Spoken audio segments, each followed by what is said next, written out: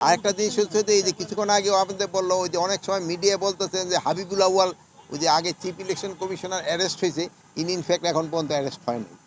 Arrest হয়েছে যে নুরুল হুদা সাহেব। আর এটা হলো গতকালকে উনি ইসে থেকে অ্যারেস্ট হয়েছে, কি জানি বলে এই উত্তরা থেকে। বাট ওনার যে যেভাবে করা হয়েছে যে মব জাস্টিস, এটা হলো কোনো অবস্থায় গ্রহণযোগ্য না, এটা কোনো ব্যবস্থায় গ্রহণযোগ্য না। আর এটার সাথে ওনার যে ওই বিভিন্ন ওনার সাথে যে একটা খারাপ দেখছেন চিঠি পাঠায় দিছে, এটা কোনো অবস্থায় গ্রহণযোগ্য না।